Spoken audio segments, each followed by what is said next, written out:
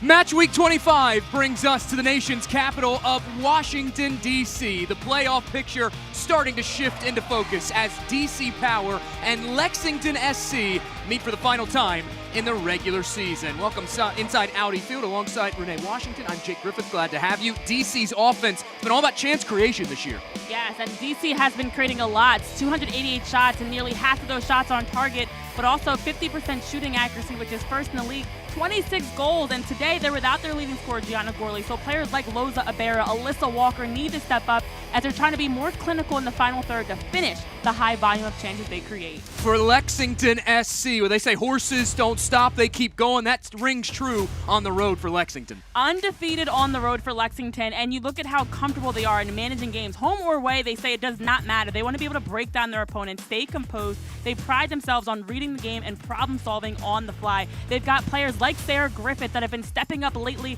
to really help them continue this road form, and they're looking to see if they can continue that tonight. Only team left in the league yet to lose on the road is Lexington. Kickoff on the other side. It's DC, it's Lexington, it's the Gainbridge Super League when we return.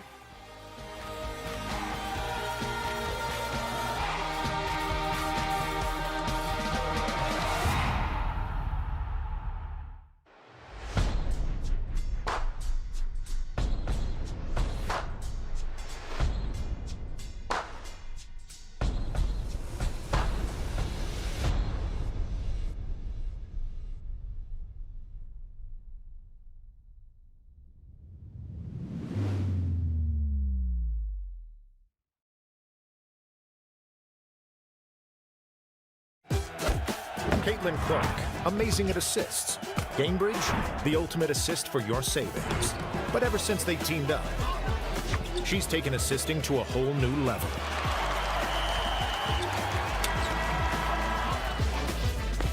Clark, great at assists. Gainbridge, great at assists for your savings.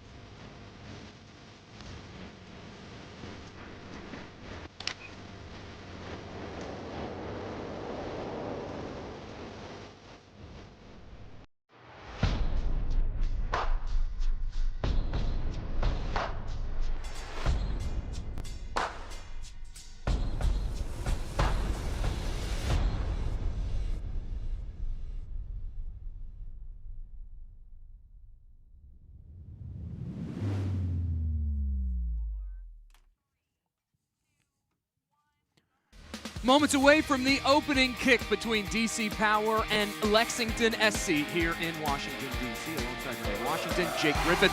Let's take a look at how these sides line up. First, for DC Power and manager Omi Namazi going with a 4-5-1. 3 changes across this 11, including Morgan Aquino back. Yeah, so Morgan Aquino gets the nod in nets. That's one of those changes. They've been dealing with a number of injuries, still without Susanna Fitch as well. So they've had some players that have been in and out of the lineup, Gianna Gorley being one of them that they've been dealing with. So for this DC group, just wanting some changes. It's Loza Abera, it's Colton, it's Walker, it's Harney up top, and then also having the captain in Cummings on the back line to anchor their defense. For Lexington SC and manager Kosuke Kimura, they go with a 4-3-3. 3 changes as well, including Nicole Burness in place of Addie McCain. So Sarah Griffith slots in as the 10. Hannah Johnson comes in up top alongside Kat Berry and Mackenzie Weinert, and then also replacing Amina Ekic in that lineup. Daria Raji has been logging a heavy workload, so Nicole Burness gets the nod. She's been really showing well, especially off of injury. No Addie McCain tonight due to the red card handed out to McCain last match week. It's been a spirited series this season between DC and Lexington, a pair of stalemates, including a 0-0 draw back toward the start of the year right here in Washington, D.C. Jorge Escobar sounds the whistle, and we're off and running on this standalone Wednesday night match between D.C. and Lexington. This one thumped over the top, and that is where Kat Asman will pluck it off the Bermuda grass here inside Audi Field. It's been a long time coming with that rain delay. The weather delay put us back. So rather than starting at 7 p.m. kickoff, nearly an hour and a half later, as we are now officially an hour, 20 minutes away from what was the original start time. So this is that time, Jake, that as a player, you had to warm up. Then you didn't know when the game was going to start. You're physically and also mentally trying to stay ready to go. They had a quick about 5-10 minutes of warming up, and then you're underway. So very early on in this game, you have to make sure to get your legs under you and settle into the game. It's so many challenges trying, as your point there, to stay locked in and focused. There were so many close calls. We thought it was going to kick, then a lightning strike would happen, and for the safety of everybody, evacuating the stadium, sheltering in place as that one knocked across the end line, and DC Power will have their first corner of the night. Well, the important thing, knowing that there has been that weather delay, is you want to come out on the front foot. And for head coach Amit Namazi and this group, you want to make sure you're setting the tempo early. They get a corner kick here at home, get a corner kick. They've struggled at home, so a chance for them to see if they can catch Lexington a bit flat to capitalize off of this. Power winless in their last 3 here at Audi Field. They've dropped back-to-back home fixtures.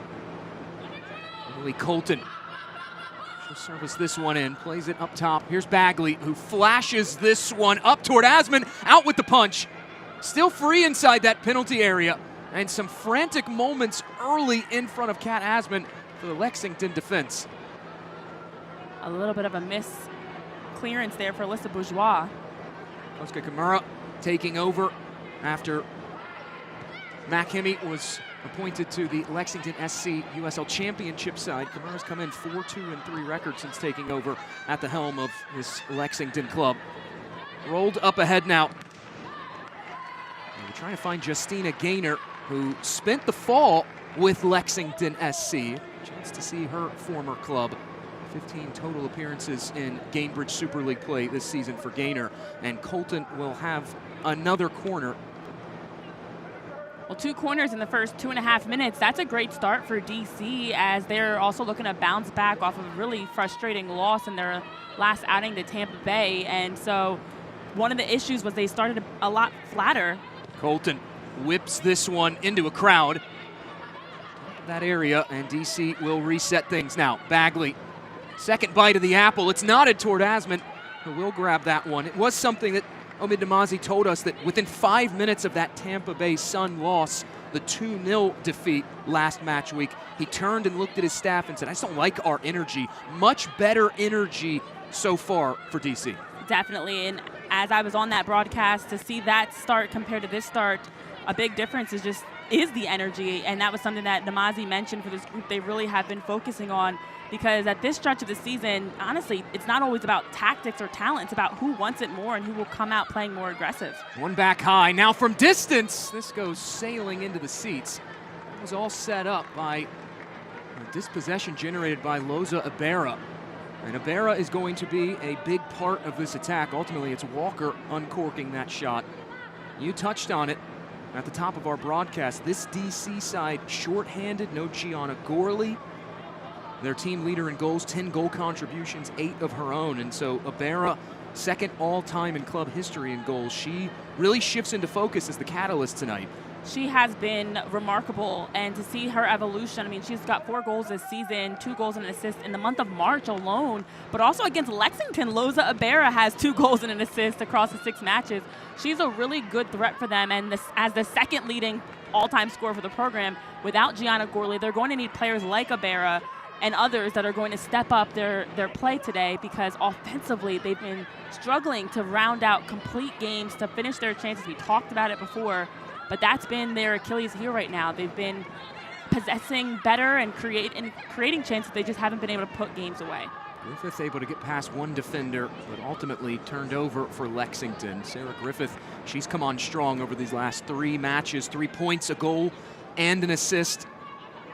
And that's part of it. At this time of the season, you want to see how other players can elevate their game. You know what someone like Kat Berry is going to bring you for Lexington. Now you have Sarah Griffith, who's also contributing consistently, has been able to have 4 goals, 3 assists, 17 created chances this season, and she's been at her best when you need it most. Ibarra going for it, and that one will roll past the feet of Asman.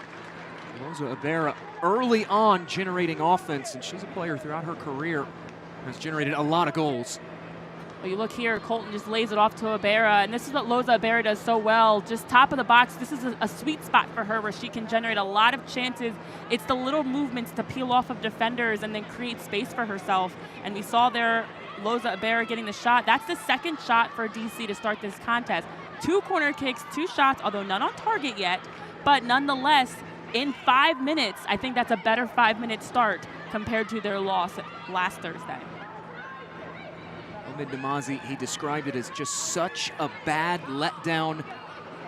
Told us that not just the energy, but he also didn't like their press. We've already seen them generate a turnover in the Lexington defensive half using that press. And now Lexington trying to switch the point of the attack. They do so, flung forward to Johnson. A bit too heavy of a touch, though. And this is Morgan Aquino looking to clear it from that back line.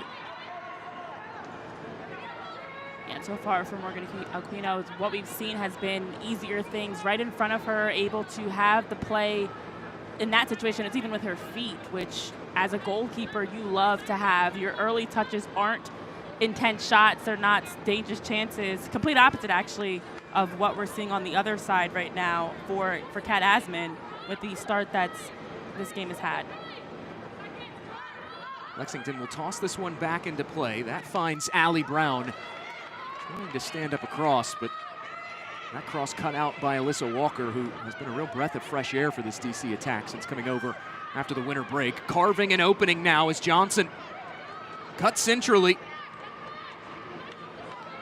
It's the first real sustained possession we're seeing for Lexington up in their half.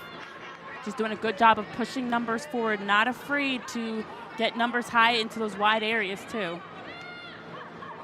Allie Brown, she'll receive it here at the bottom of your screen. 6th appearance of the year for Lexington, 5th start for the former Tennessee Volunteer. And that pass will ultimately find the feet of Sydney Cummings, wearing the captain's armband tonight for this DC Power team.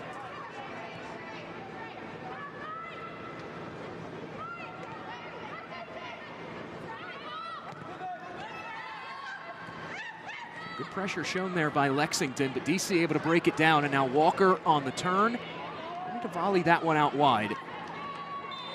And we do get a whistle from Jorge Escobar, our first since the opening whistle from our center referee.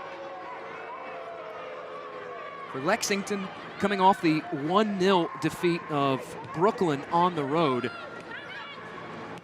Kosuke Kimura, he told us that his message to the team prior to that match was he wants them to play with an attitude that they're down 1-0 from the opening whistle. He wants to see them be a bit more desperate, suffer a little bit more. They get that 8th minute goal, and they're able to hold off a furious rally from Brooklyn in that second half. Right now it's Lexington asking questions, but the offside flag will come up.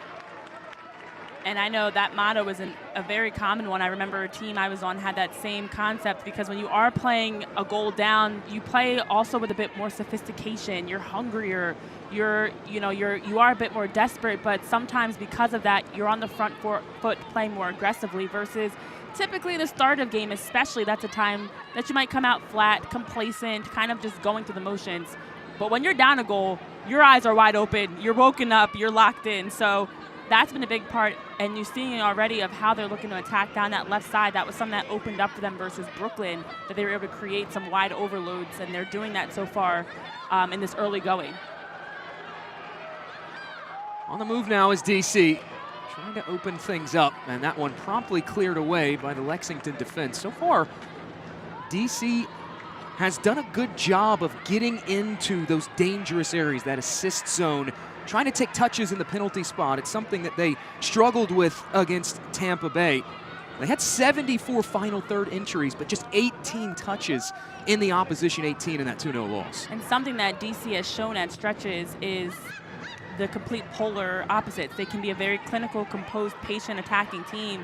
And I'll pause that thought after this. Here's Harney looking for an opening on that right-hand side, instead blocked out, and it will be the 3rd corner of this first half for DC. Well, for DC, this is where, for head coach Amin Namazi, he's even mentioned the compliments he's received from other coaches and other teams around how well DC has been playing. It felt like that game versus Tampa Bay was a hiccup, was a one-off, not their true identity. But they have shown stretches of brilliance in the final third, and they've shown stretches of almost getting impatient and giving it away instead of allowing that final attack to lead to a shot, a corner, or service. But so far today, execution's been much better. Colton to the back post. First contact made by DC, now headed toward goal, and that one will go wide of the near stick and out. This one knocked really well into the mix by Colton, back of the 6, and then look at the number of bodies just competing for it, doing a good job to help usher that one towards frame. That's a nice build-up off of that corner just to keep it alive. It doesn't always have to be pretty, but you just need to find a way to continue to work it towards goal. Hannah Harney getting on the end of that final header. That's the battling, the way to compete in the air just to try to make something towards goal out of nothing on those scrums of set pieces.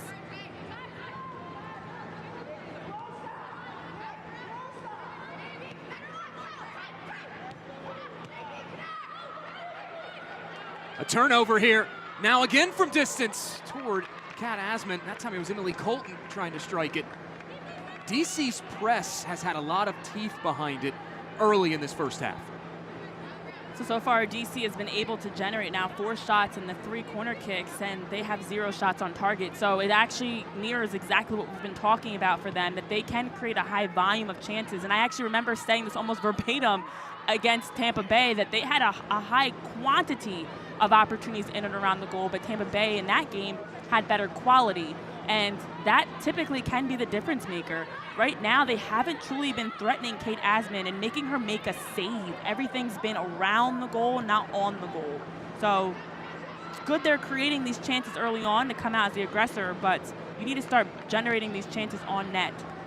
At some point, you have to be a bit more ruthless in front of goal, as coaches will always use that phrase. You hear that a lot. And that's been a struggle for DC. We showed you at the top of our broadcast. They generate the 3rd most shots on target in the league, but the goals just have not been there. Only 26 goals scored on those 101 shots on target. Well, something that head coach Amin Namazi even mentioned that's good for perspective is the reality that DC, with as much talent as they still have, and they've been really embracing the next player mentality, is missing about 1/3 of their starting lineup, not just players out. These are key contributors. I know we touched on even Gianna Gorley being out tonight. That's your leading scorer. Susanna Fitch, another player that's been brilliant for them on both sides of the ball, helping to get up the flank. So that's, I think, another part is you're asking and calling on players to be in bigger roles, fill shoes of players that are injured, and that might be where that drop-off is even coming, of having the refined ability to put those shots on goal and finish them. They've also been without the services of the former Virginia Cavalier Alexis Theoret these last handful of match weeks, and it was something that Namazi told us she was DC's best player, he thought, at the start of the campaign, and now they don't have her.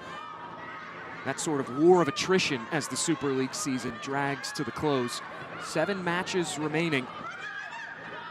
Another big name there without, but that's where also, I know we talked about someone like Sarah Griffith stepping up for Lexington. You also need to have players that step up, regardless of your health, who's out there that can help contribute when their name is called. Knotted away by Johnson, the former Angel City defender, as Johnson spent a season in the NWSL with Angel City in 2025. Now worked ahead by Griffith. Pat Barry, or rather Brown, on the late arriving run. Instead, that'll find the end line. Playoff picture really coming into focus now as we're single-digit match weeks remaining in the USL Super League, the Gainbridge Super League, and you see Lexington there, 3 points off the pace of Sporting Jacks at the top of the table. Lexington's 5-match form has been slightly poor compared to what we saw in the first half of the season, just 2-2-1. It's allowed Sporting Jacks to get that breathing room, and DC, as you saw on that graphic, they're nipping right on the heels just below the cut line. Now this cross fired into the middle toward Ibarra. Just deflecting around. This is picked up here by Bagley, who will thread it back forward to Harney.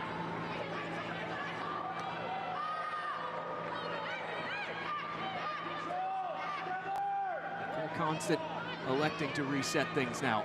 Well, Jake, as you were talking through this 2 versus 5 matchup as of standings today, they are right there on the precipice. Bumped forward, first touch by Ibarra. Now, it'll go sailing wide of goal and ultimately out.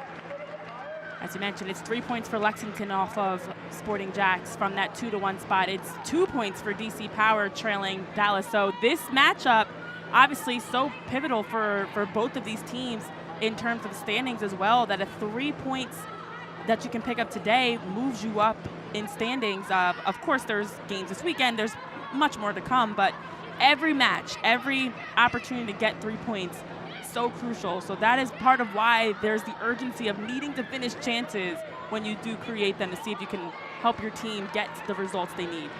This DC Power team will take on Dallas Trinity on the 1st of May. It'll be here at Audi Field.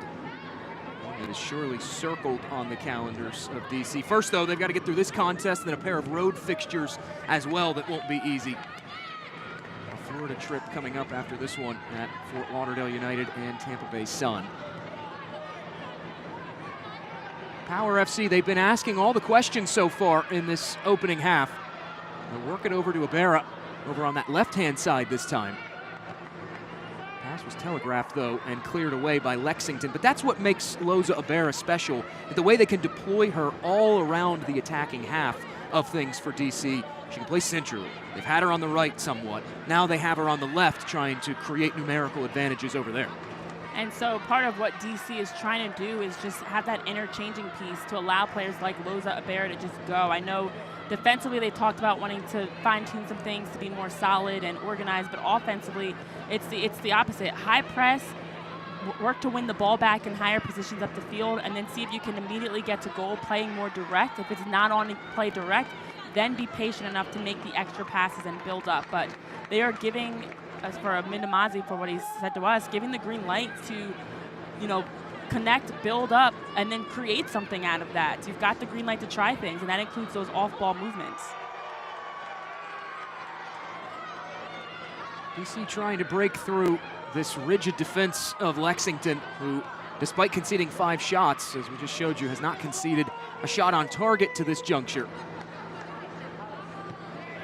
Lexington definitely right now settling in. We've seen them kind of weathering the early storm that DC Power threw their way. And not only did they have to weather the delay, but then weathering the early corner kicks and shots that DC created. But now it feels like they're opening things up a bit, settling into a groove with their own possession. Griffith, bit of an early ball in. Didn't have the teammate streaking in behind in Johnson. But now some issues here.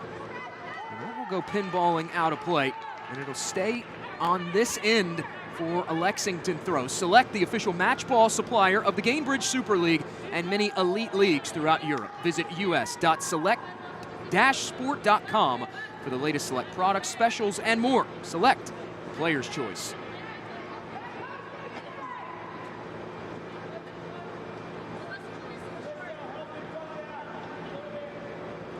Sharks will back up, looking for the long throw in toward this final third. This is a tactic we're starting to see borrowed across all levels of soccer. It goes arcing in, bouncing around, still free, headed toward goal, and ultimately grabbed by DC Power. And the Sharks, one of those players that's stepping onto the back line for Lexington today. Allison Pantuso out. So when you have a player like her that adds another element with that deep throw-in, you have to take advantage of it. It's almost like a corner kick with where she can place the throw-in into the box. You saw how much danger that presented. It is an area, defensive set pieces, that Omid Namazi said, in his own words, is DC's Achilles heel. Giving up a couple goals off of throw-ins, a couple corner goals this season. Really wanted to see them turn the corner in that regard. They do come away unscathed. Now the setup here. Racing forward is Colton. The arriving run. Here's Hannah Harney. Edge of the area. Harney slides it back centrally. Still knifing through is Colton, and ultimately dispossessed. Turned over, though. Lexington got their lines wrong. Harney will whip that one into the spot. Darris angles that off the woodwork and out. He's looking for the service, instead goes deflecting off the crossbar. And just a slew of attacks there for DC Power, just relentless. That as soon as they serve it into the box, even if Lexington wins the first ball, the Power are winning it right back, winning the second ball, recycling their runs, and that's a few chances here that they're still alive on the hunt to attack. Good switch from Cummings over to that top side of the attack. Ultimately, a whistle, though, will end it. And this is an important sequence just for how they stuck with this. Paige Almendarez serves this one across, and look at how it hits perfectly off of the crossbar to stay in bounds and come back into play. Honestly, I don't know that you can do that again if you try. That is extremely tricky. We've seen it slam directly off the crossbar, but that angle, that pace, just a really remarkable kind of once in a blue moon type of a play. But overall, that entire sequence was a good, relentless play by the Power. It wasn't pretty, but found a way to just keep it alive to continue getting services off of it. At some point, if you're DC, to your earlier point, you do, though, have to start putting some of these chances toward Kat Asman and really testing the Lexington keeper. And we had a late whistle. Charging in is Escobar, and it will be a free kick here for Lexington SC. Well, the reality is, despite all of the chances that we've seen from the Power, the corner kicks, the shots, the 10 final third entries, the crosses, you're keeping Lexington in any game, you're keeping your opponent's hopes alive, because now they recognize we've been able to sustain our defensive shape, manage their best looks. Let's go return the favor. And Lexington right now on the hunt to see if they can do just that. Bourgeois whips this in toward the penalty area. And no real danger presented by that one. Lexington have been good on their set pieces this year. 7 corner goals. They've scored off 2 free kicks as well. It's become a real defining characteristic of this new era of Lexington, first under Mac Hemme, and now Kosuke Kimura. Which is absolutely a good matchup in itself of a team in Lexington that's been doing well to execute on their offensive set pieces versus DC, as you mentioned with Omin Namazi's comments regarding set pieces being their Achilles heel. That typically is a difference maker because people don't realize how easy it is to shut off, to lose focus, to lose your player, to lose your mark, and now the ball's in the back of your net. So set pieces typically can be that difference because it's a chance to capitalize if you can catch your opponent flat and put one home. DC will turn it over. Change of possession quickly occurring via the throw-in from Allie Brown.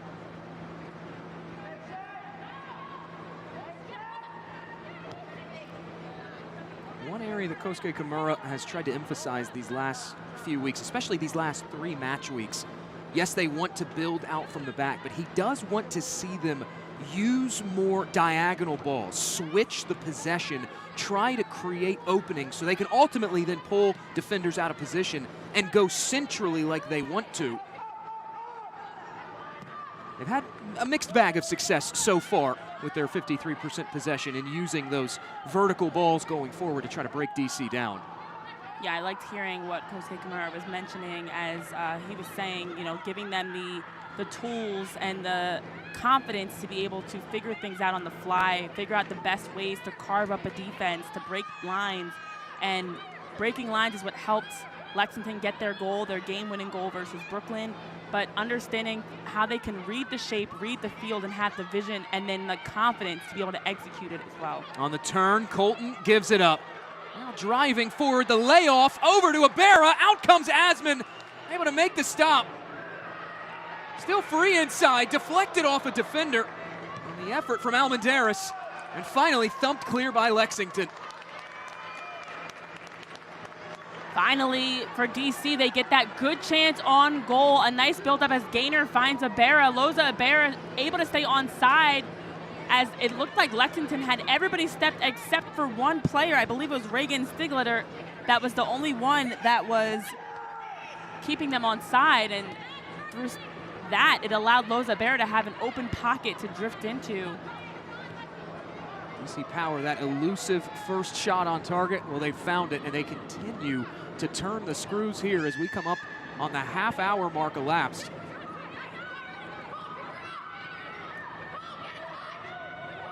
And Harney spent the fall with Lexington. 9 appearances in a Lexington shirt, 242 minutes. A couple of familiar faces, former Lexington SC players on this DC Power roster as they'll funnel it back forward to Harney.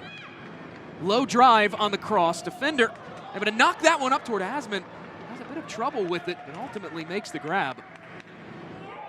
Kat Asman leading the league right now with 7 clean sheets. 50 saves coming into tonight's fixture and stopping north of 70% of the shots she's faced. She's really established herself as one of, if not the top netminder in the USL Super League. Yes, and right now for Asman and her defense, they need to do a better job with their clearances, their marking, their stepping as a unit. There's been a couple of miscues that they've had on opportunities that just gave DC a chance. And you want to minimize those types of mistakes. If you're stepping, you're all stepping together. If you're clearing it, you're making sure to clear it out of danger and hopefully to a teammate upfield. So just some minor areas that could cause major problems if they're unable to get them fine-tuned.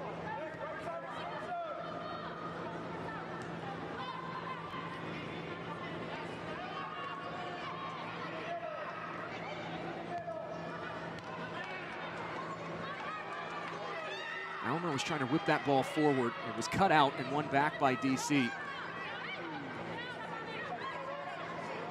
So far in this first half, Power, they have done a very solid job of getting their fullbacks involved, especially on that top side of the attack, trying to work them high into the attack to create that extra option. They're now out shooting Lexington 7-1. 3 of those 7 shots have been taken inside the Lexington penalty area. The game plan's been very clear. They are trying to get into that final third and generate more touches, more attacks than what we saw against Tampa Bay. And right now for the Power, their best looks have been when the movement's all on the same page. Right now is a good example. It's a bit more stagnant. It's an offensive look where Lexington is okay with this. The ball's in front of them. They're compact. They've got numbers behind the ball. They're organized.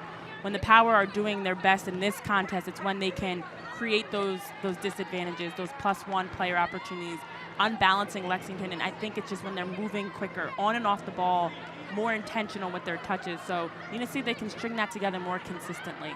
Tucked inside, Bagley trying to cycle it around. Almendaris steps up. It's Almendaris, puts it in front.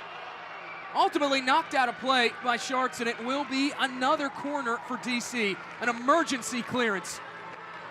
And Hannah Schartz immediately just gets up and urges her teammates to pick things up, because right now they are really handling a lot that the Power is throwing their way. Paige Almendaris just knocks this one in from the far post, does a good job of creating that width. A nice dummy player just calling off her teammate there to set up that shot. And yet another chance for the Power that they've been able to generate a shot and a corner kick off of. 3 corner goals for DC this year. Colton hangs this one high, into the thick of it. It falls to Ibarra. Couldn't strike it off the half volley. Power, though, able to pick the pieces up and reset things. By playing that high line so far, they have been able to keep this ball in the attacking half through large stretches. And now Ibarra will switch it out wide. It falls to Almendaris. Gaynor just not in a position to receive that. Bagley is there. And now here's Gaynor.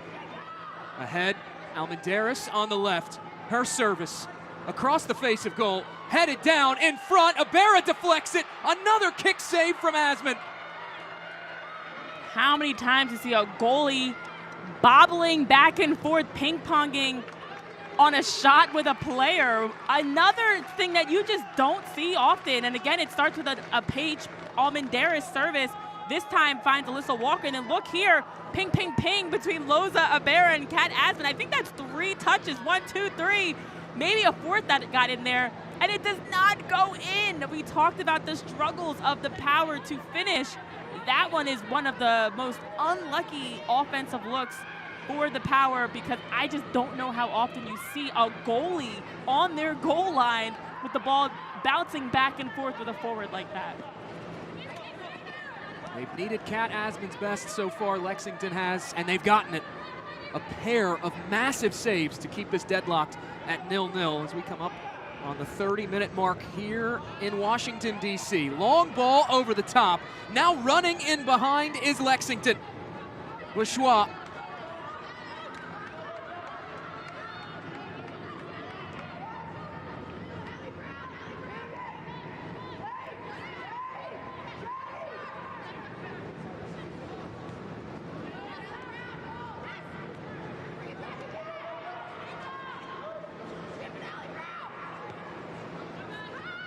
Lexington continuing to just honestly stand strong with all that the Power throwing their way, but you have to wonder with DC knocking on the door, if at some point one's going to answer. Power transitioning into the attack. It's canceled out though by the Lexington defense, and now it's Lexington's turn.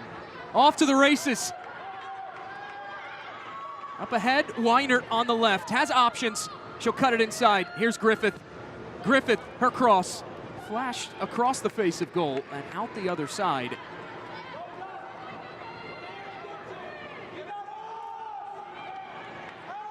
Well, for Lexington, they've been able to find those wide pockets in transition. They just haven't been able to build off of it. Just struggling a bit to get those numbers forward to be able to find teammates. And you look at that number on your screen. When Lexington scores first, they have 10 wins. They are unbeaten when they score first. 10 wins, 3 draws, and have outscored their opponents plus 20, Jake. 32-12 in their favor. So this is a group that not only has the ability to put together complete games, but to start off strong enough that they typically can score first and then hold up that lead to protect it for a win. We saw that in their last match against Brooklyn when they struck in the 8th minute, held on to get that 1-0 win. And just because you score first doesn't mean it has to come early. Lexington also one of the best teams in scoring in the final 15 minutes of the Gainbridge Super League this season. A league-high 9 goals in the final 15.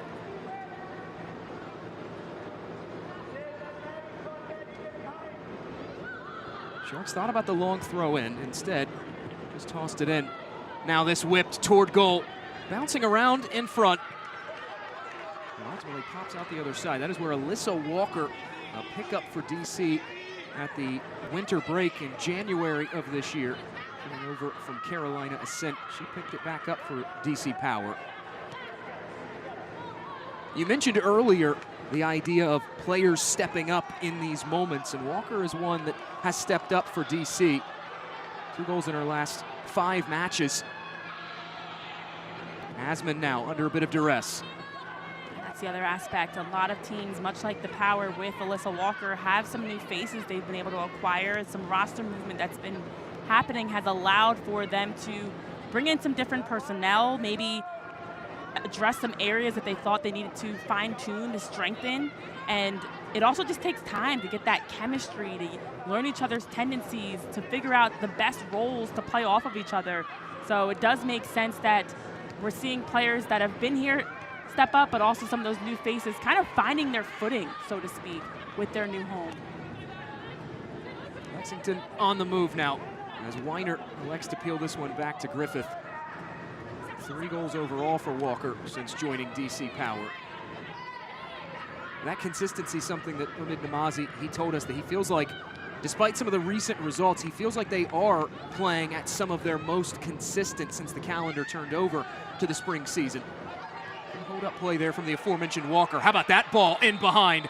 Up ahead is Almendaris, but the offside flag will come up and end the opportunity. And immediately pleading her case, disagreeing with that call, and that is really close. Beautifully weighted pass by Loza Ibarra, and they're looking at the replay on the monitor, not agreeing with it at all. And I think they have a very fair case. It might have been a hair offside, if that, for Paige Almendaris, but the pass, the gap that Loza Ibarra was able to shoot, the run by Paige Almendaris, this was really close. Take a look at this again. Loza Ibarra opens her touch and splits there, and honestly, that 1 foot for Paige Almendaris, I believe, is what was offside. So I actually think they got that call. If you draw a line across, she was literally about a half step offside as I look at that again. There's a big push in international soccer for the adoption of what they call the daylight offside rule. It's actually being trialed in Canadian professional leagues starting this season, notably the Men's Canadian Premier League. In a situation like that, that would still be onside under daylight offside rules. Here's Weiner. Weiner fires it into the middle, turning, firing toward goal, and deflecting it off a defender and Justina Gaynor is Lexington. Corner coming.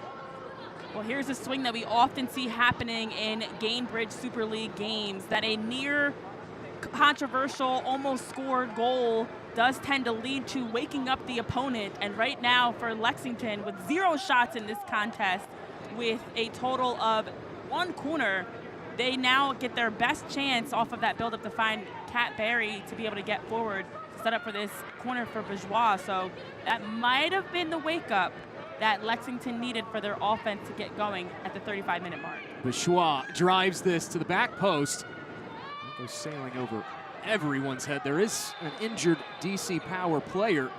And now a host of bodies all hitting the deck. Take a look at this again. Alyssa Bourgeois' corner kick just sails a little bit out of a good scoring position, and a slight collision there. It looked like possibly some friendly fire. That one was definitely not friendly fire, but as two players go down. So Jorge Escobar will motion for the trainers to trot on as Omid Namazi looks on. Have to imagine he would like to have seen one of these handful of shots on target go past. Otherwise, this DC Power staff, you have to be really happy with the effort they've turned in through almost 40 minutes of play in this first half. It is remarkable they've been able to generate with their 8 shots and the 21 final third entries to also have a total of 13 crosses for DC Power, in addition to the amount of corner kicks we've seen, but still just 1 shot on target. And there really is something to be said about the ability to get in around the goal and have the patience to make the extra pass, to take the extra touch, to set up for shots on target, to test the opponent's keeper. So I do think that's an area, if I'm a Omid Namazi going into half, I'm happy with the volume that we're creating, but that's nothing new for DC. We talked about that. Now it's, can you be more clinical around the goal to set yourself up so that final touch, final shot, final service is leading to a shot on target.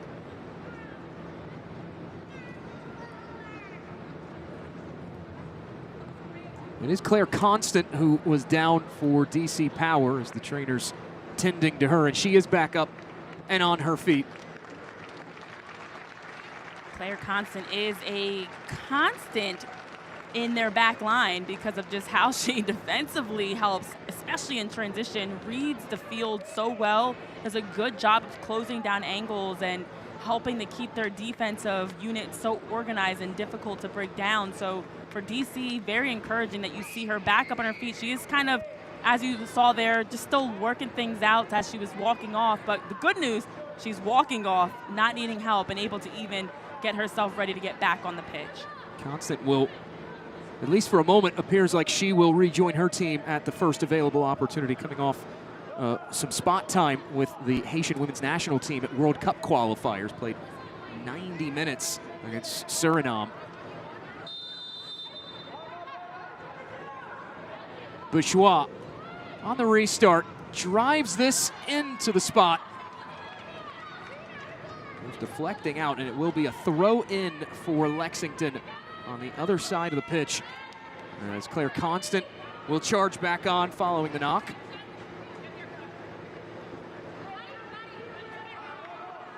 Hannah Sharp sizing up the openings in front of her. Long toss into that 18. Sharp's throw in just kind of drops a little bit too near. Keep in mind the slickness and different things that you saw her trying to drive the ball off with her jersey. That's an area for Lexington, though. They have done well in their set pieces to create them, but we've seen the corner kick, the throw-ins maybe not hit the spot that they're wanting to get to really make it something more threatening. 4 goals off throw-ins this year for Lexington. And we see these clubs, not just in the Gainbridge Super League, but in other leagues in the United States, both men's and women's, adopting that tactic of the long throw-in as part of their set-piece repertoire. What makes it so difficult to defend those long throw-ins? Yeah, I mean, listen, if you've got it, use it, you know, because why not? And I just think that for long throw-ins, it just creates another type of play that's hard to defend because it's like a corner kick, and you don't always know where the ball's going to drop, depending on the height, listen, all the science behind it, of the pace and the height and the trajectory of where it's falling, but it truly is like another corner kick when you are able to execute it well. So now rather than just that short throw-in, you get a sideline corner, which is a tough angle to defend even from where the ball is located. DC back in possession as Claire Constant works it forward to Ibarra, but that is a short-lived spell of possession.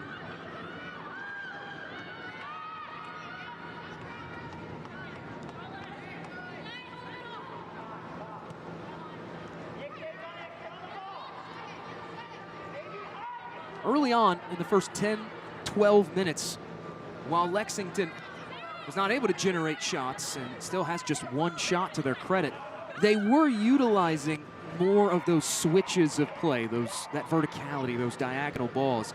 That is something over these last 10 minutes that DC has explicitly tried to take away from Lexington, trying to make them more of a ground team and make them progress through the middle.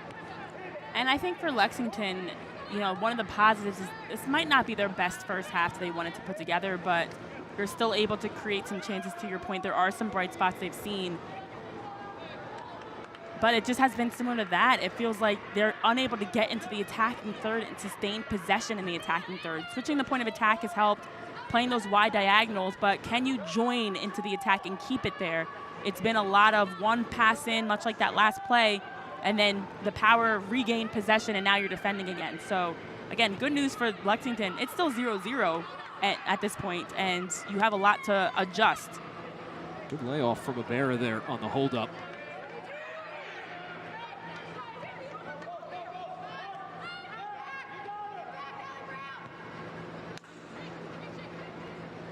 This game has been even in terms of possession, too. It's just the difference of the final third. The season series has been pretty even as well. We had the 0-0 draw earlier this year here at Audi Field. There was that thrilling 2-2 draw that Lexington overcame. A couple of deficits in that one to ultimately share the points with DC Power. Both these coaches talked about it this week, about how evenly matched this series has been, not just all time, but recently. And it was something interesting that Kosuke Kimura said.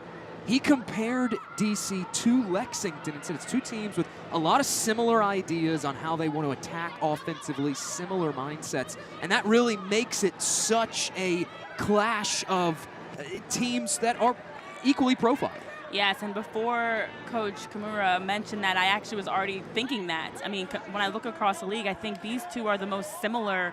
There are others as well that are very comparable, but I think they're very similar in their tendencies and the makeup of their personnel and how they like to attack. And so it does make it hard because you're almost defending yourself. And so it's a very small margin for error when you look at how tight these games have been. And there's a soccer ball actually rolling on the pitch right now. I wonder if that'll be pushed off. But when you look at how tight these games have been, that it's been one mistake that's been the difference of getting a result. As now I think that soccer ball's been addressed. I had it first. I saw it. The push to the playoffs is on across the Gainbridge Super League. To stay up to date on all the latest information, analysis, and insight, visit GainbridgeSuperLeague.com.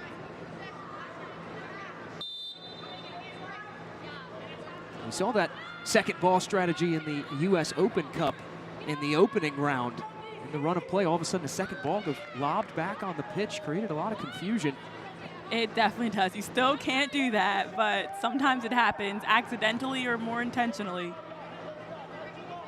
Soccer already is a difficult enough sport. Imagine how much more difficult it would be if there were multiple soccer balls rolling around out there you had to deal with. DC struggling to clear it initially. There are practice drills that actually do that, and I will say it's kind of entertaining and definitely makes you think differently. But nonetheless, with this one soccer ball right now, it's been DC that's had the better. I just still feel like there's both teams are struggling in that, again, not to continue to repeat myself, in that final third. You even look here, look at the defensive pressure from Lexington to really eliminate DC getting around the edge or breaking their lines of pressure. DC's getting into the final third more, but it still has been tough for them with Lexington's defense to break through successfully. Asman's distribution intercepted initially.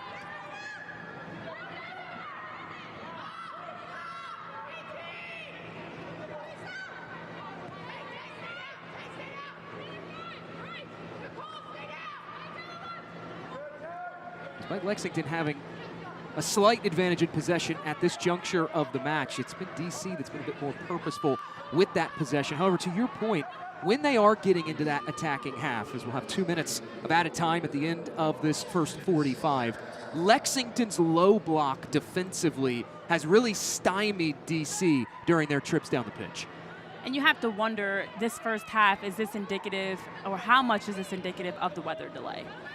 Could essentially be Lexington warming up, whereas DC maybe came out ready to go a bit more, which makes the second half even more interesting of, is this a matter of DC right now just playing a better game, or that Lexington hasn't played their game? And so the adjustments that need to happen at halftime are going to be very pivotal to see who can raise the level, because right now this has been kind of like for the most part, an even stalemate. Despite the chances created by DC, neither team, we have a combined total of, I know I keep bringing up this stat and you guys are probably tired of hearing it, 1 shot on target, 45 minutes into play between both teams. So neither team is really getting a good punch in terms of that offensive prowess. So who can make that adjustment? That's what we're interested to see. And for Lexington, we mentioned no Addie McCain due to the red card handed out last match week. No Amina Ekic in the starting 11 today. You touched on earlier Allison Pantuso, who has provided some attacking threat with the 4 goal contributions from the back line. So some shuffling of this lineup tonight for Kosuke Kimura. And this Lexington team still stuck on that 1 shot, trying to figure that out on the fly against DC Power, who come up with it in the midfield. That's been their calling card so far in this first half. They have dominated that middle third space against Lexington tonight. They really have, and that's what's helped them to be able to build, because they're able to build through their midfield. Lexington, a lot of their buildups have been a bit more direct. It's playing a longer pass in, especially those wide areas to find their forwards to run onto it, but they haven't been able to get the rest of their attack involved. So you need to sometimes mix it up where you are holding balls up and your midfield's running underneath to join the attack, and Lexington's been missing that piece. The whistle sounds from Jorge Escobar, and we have a 0-0 stalemate through 45 minutes between Lexington and DC. Well, this is exactly what I kind of expected coming out of an hour 20 weather delay. Both teams needing some time to settle in. The Power did a better job of coming out on the front foot, especially finding a good width and spacing to be able to build, to generate the amount of high volume of shots, corner kicks, crosses that they were able to have in that first half. Lexington getting a massive save out of Kat Asman to deny an opportunity on the doorstep. Otherwise, DC could have early on broke the deadlock, but we stay scoreless through 45 minutes of play despite a bevy of chances for DC Power. Yeah, in this second half, there's a lot to adjust. I think it also just starts with the intensity, the energy of how you can make sure to come out ready to play for the next 45. We are joined now by Paige Almendaris, the back for DC Power. And Paige, we appreciate your time. You had one that goes off the crossbar. DC, you generate 9 shots. How do you get across this finish line and get one in the back of the net? We just need to keep pushing. I think it's super important that we keep pushing forward, keep working defensively, and keep a good rhythm going. Talking about rhythm, you guys able to come out of that long weather delay looking like you didn't miss a beat. What's been helping so far that can carry into the second half to now take these good chances that can help you win this game? Yeah, it's staying focused the entire time, going in at half, making sure we can work on anything or talk through anything, and making sure we can come out even stronger for the second half. Paige, appreciate your time. Best of luck in the second half. It's scoreless at the break between DC and Lexington. 45 minutes in the books, 45 to come, as is the halftime report on the other side of this break.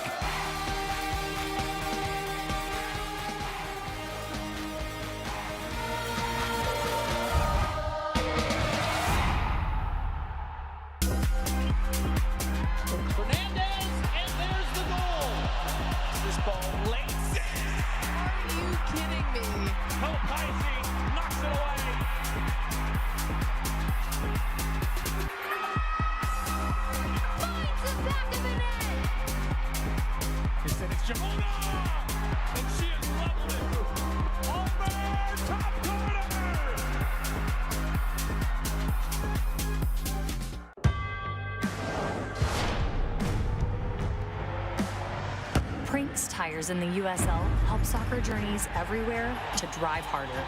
From city playgrounds to suburban sidelines. From early mornings to late nights. From fun with friends to winner takes all. From the biggest fan to the biggest heart. And at every turn, Prince Tires will be there for the long haul.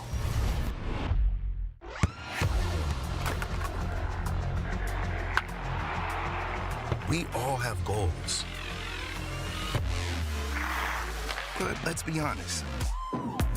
Most of us aren't going to be professional athletes.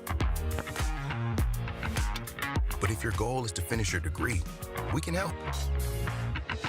Come to a university that puts your goals first. Bellevue University, your partner in finishing goals. Fernandez, and there's the goal. This ball late. Are you kidding me? Kopaisi knocks it away.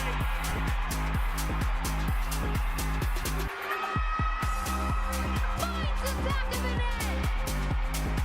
Instead it's Jamona, and she has leveled it. Over top corner.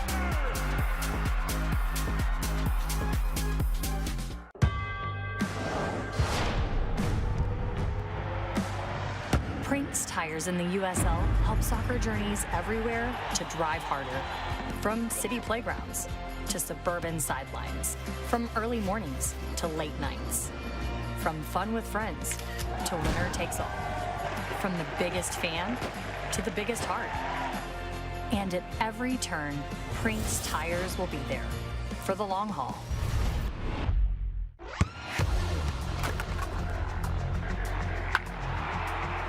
We all have goals.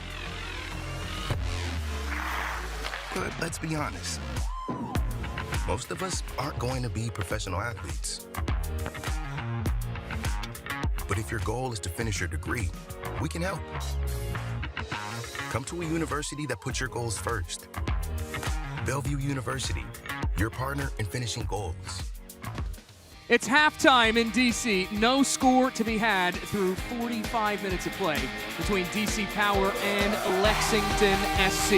We kick off our halftime report with a look at the Week 25 scores and schedules. Already one match in the books, and this Week 25 will extend over through Monday of next week as DC will be back in action. But a really exciting matchup there on Sunday between Tampa Bay Sun and Carolina Ascent.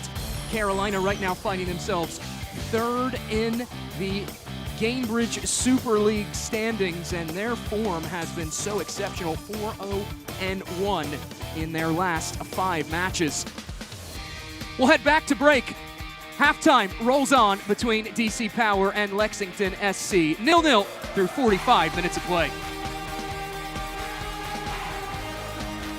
A new star is shining bright in the Gainbridge Super League. Coming up after the break, Sporting Jax's Paige Kenton has gone from dominating in the classroom at an Ivy League university to leading the league in assists. Here's Paige Kenton. She's a warrior. She's resilient. A 4th consecutive game with a goal. It's frightening, to be honest. I think I have 6 goals and 6 assists right now. She's very hard working. I think you can see that in the way she plays. She's an honors neuroscience student. Oh, 2 for 2, Paige! It's like a perfect example of someone who has really blossomed in this league. We do the daily 10s every morning. Today we have a trivia that is all about Sporting Jax. How well do you know the people you see every day? I don't think we expected to be sitting in this position. I think the Gainbridge Super League and Sporting Jax are really special in what they're doing for women's soccer here in the United States.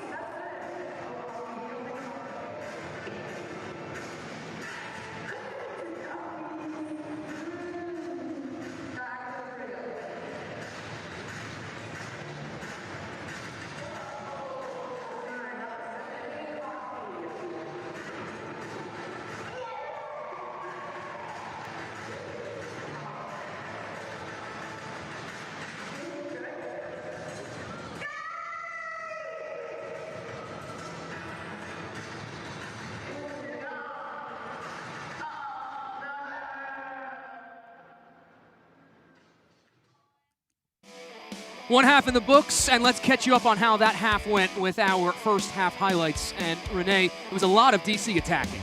It was, and just getting numbers forward. This is the chance by Paige Almendares that we actually spoke about with her at halftime. Off the crossbar, stays in play, and able to do a good job of getting her hips around it to drive this one towards that back post. But they just continued, relentless opportunity after opportunity for the Power.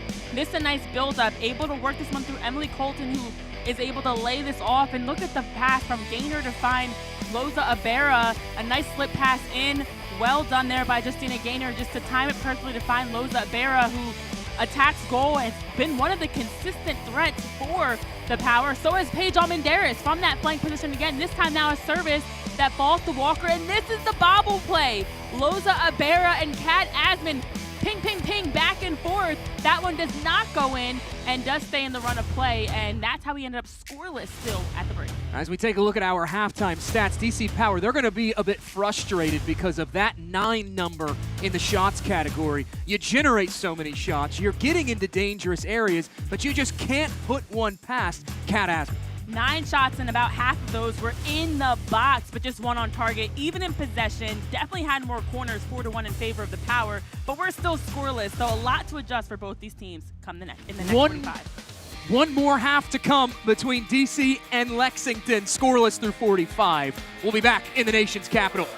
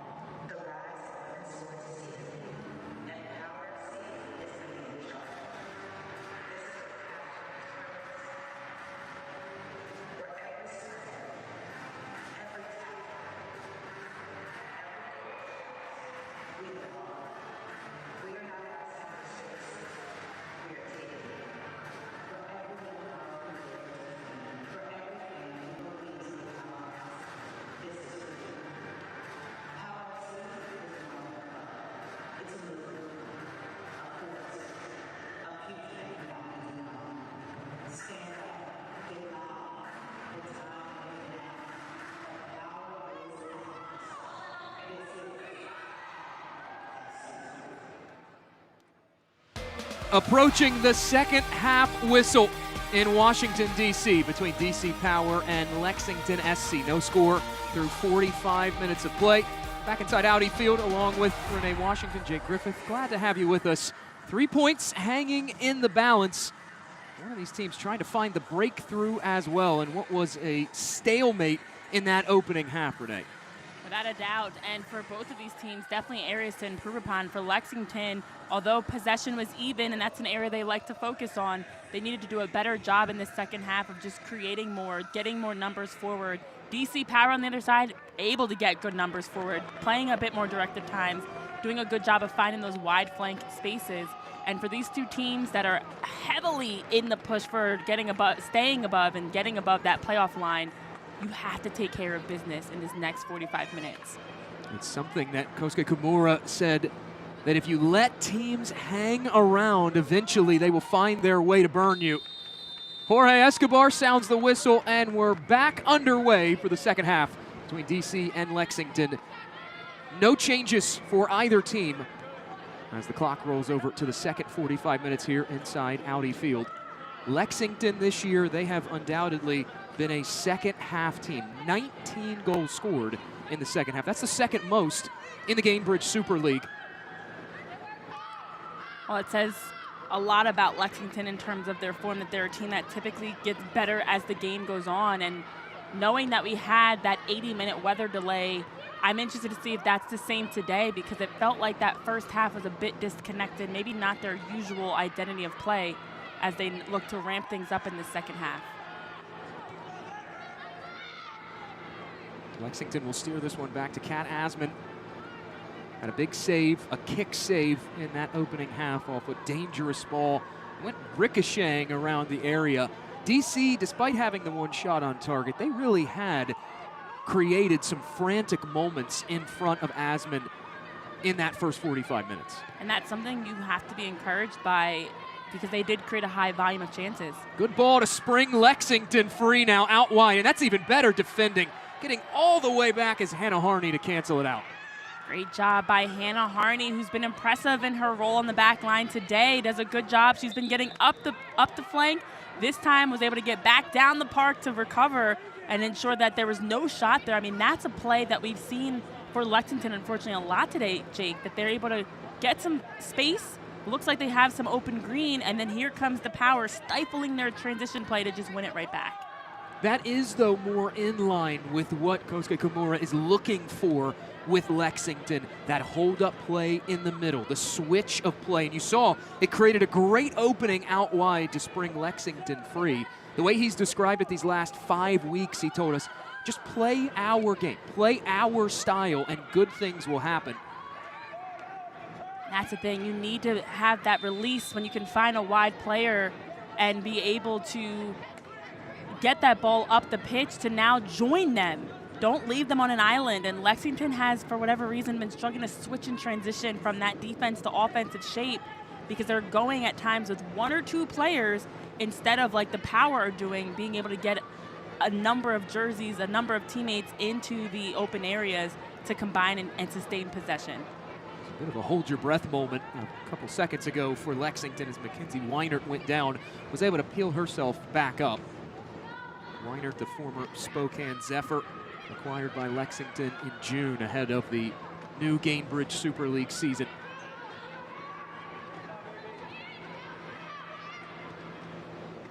It's a better job by Lexington, having some triangles to combine. Pushed up ahead, it's Johnson now pushing the tempo. Johnson has options, she'll cut it inside, it's Griffith! Connection made and it's in!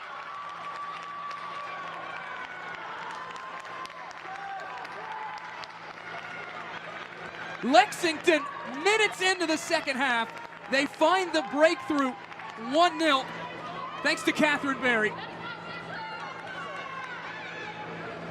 Wow, Lexington able to get up that wide flank, a good job. Look at the timed run here, wide open Kat Berry, no less.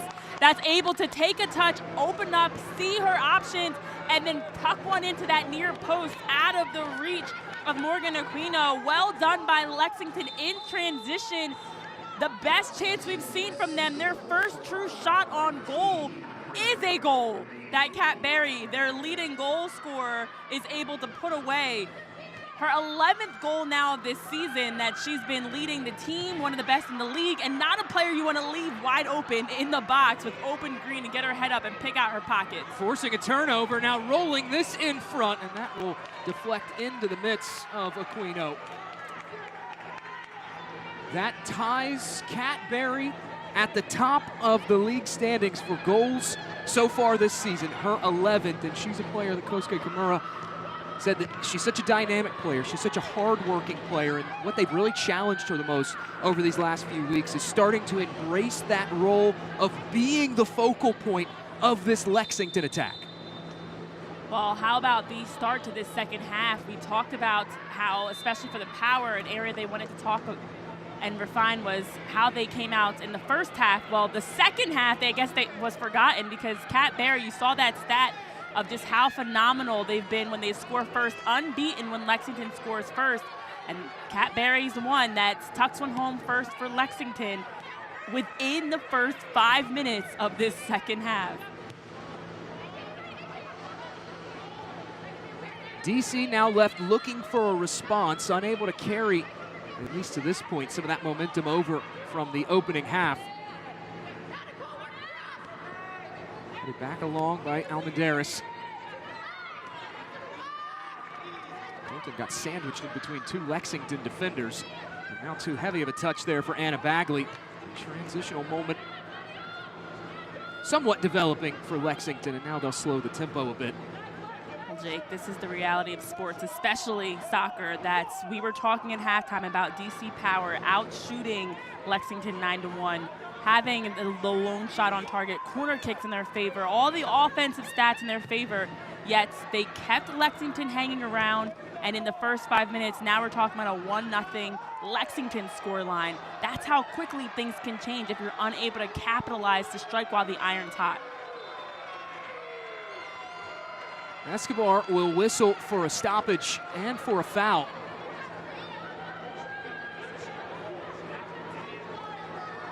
Harney and Sarah Griffith colliding there, and Griffith is slow to get up off the grass surface here inside Audi Field.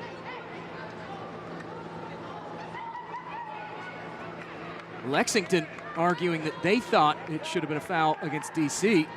Instead, it will be a foul against Griffith, and it sets DC up with a free kick here as Sydney Cummings, the captain, hovers over top of this one.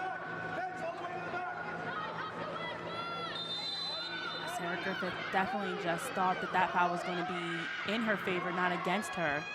Cummings lifts this one, headed by Colton, right toward Kat Asman.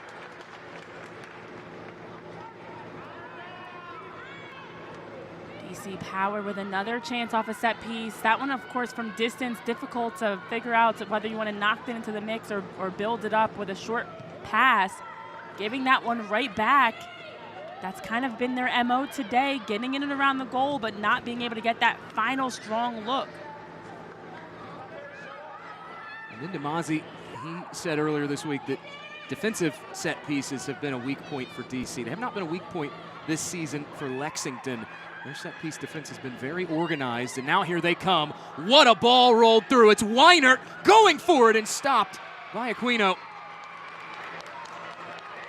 Mackenzie Weinert, one of the other leading goal scorers for this Lexington side. A great job of making that run inside. You look here as this pass comes across, Kat Berry opens up her touch, and then you see Weinert able to drift time it perfectly to stay on side and get in on the back shoulder. Well done there to run in behind Madison Mernon. Just that first touch, I think, took her out of position of a good shooting angle. She does have 6 goals this season, was nearly kind of an awkward wide touch away from goal number 7. Rivera gets it back off the layoff. Now she'll hook this one into the penalty area.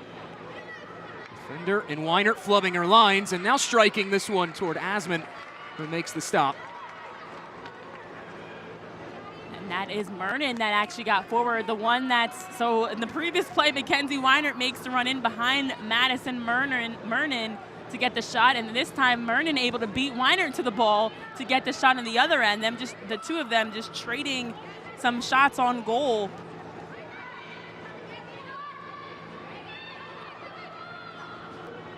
Lexington playing a bit deeper as this second half starting, almost as if to try to draw in that press from DC Power and then pick their spots over the top. Meanwhile, first change of the night will occur. Fresh legs coming on for Omid Namazi's bunch. Valentina Parada, the young 17-year-old out of Maryland, will trot on. 7th appearance of the season for the academy signing for DC Power.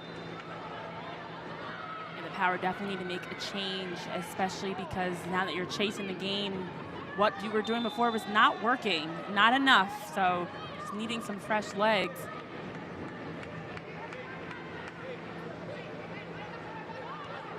Escobar sounding the whistle for the foul on Gaynor as play restarted quickly by Lexington. Lexington playing with a real sense of urgency since this clock rolled over to the second half. That will pinball into the midst of Aquino, but the ability to push the tempo for Lexington on full display so far in the second half. It has been, and they're just playing more aggressive right now as we see that another foul on Sarah Griffith. Not happy with that one either. That one actually I think she had a better case of, but just I think because of the way she was tackling from kind of sideways or behind. The reality is in the second half, it feels like DC Power, I think, is playing at the same level they were playing in the first half, but Lexington has raised their level, and the Power haven't been able to match. You look there, they're anticipating better, they're jumping the gaps, they're winning more 50-50 balls, and just playing, honestly, it kind of looks like in fast forward at times because they're playing a step quicker than the Power. Power having a bit of trouble progressing out of their own end, and now they do, courtesy of Loza Ibarra. Her pass telegraphed, though, and cut out by Nicole Vernus. Turned forward, and ultimately turned over by Lexington. One of the first times we've heard Vernus's name called tonight for Lexington. One of those 3 changes made in the starting 11 tonight for Kosuke Kimura and company. While for Lexington right now, you can see the hunger to get that second goal. I know you shared the numbers of their success scoring in the second half, but it looks like right now they are hungry for goal number 2 as they've been doing a better job. It's quick combinations and small passes that have allowed them to break down the Power, get numbers forward, and they've been about a step or 2 away from that final pass connecting to truly get that second goal scoring opportunity. Turned over, Parada stepping in front of it now, helps it along, it's Ibarra, and Schartz will quickly step up for the clearance. Seeing the impact of Valentina Parada, after she was just subbed in. A good opportunity there to pick the pockets of Lexington. Those transitional moments, something Kimura and this Lexington coaching staff, compared to their 2-2 draw at home, they wanted to improve upon. Felt like they gave away some really poor moments in transition in that draw against DC earlier this season. And another whistle from Jorge Escobar.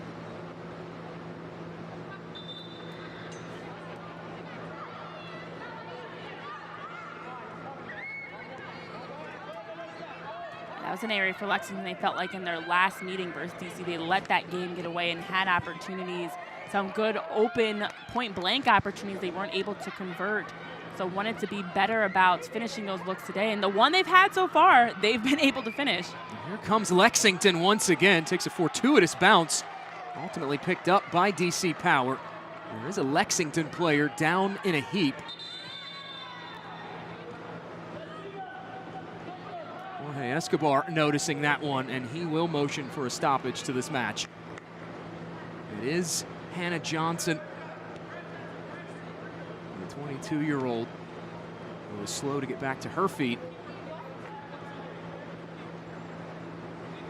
Yeah, you look here as Kat Berry plays his ball out wide to Hannah Johnson, just takes her first touch across, and then here's the collision, just kind of awkwardly flips a little bit. Never good when you are upside down flipping, out of control a little bit there, and you see the very awkward landing on her arm inside there. So fortunately Johnson back up on her feet and she is okay after that tough collision with Colton.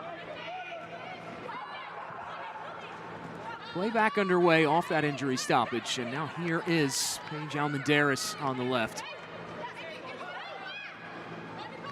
Toss back in for DC. They have had some real struggles dealing with the intensity of Lexington since this second half started.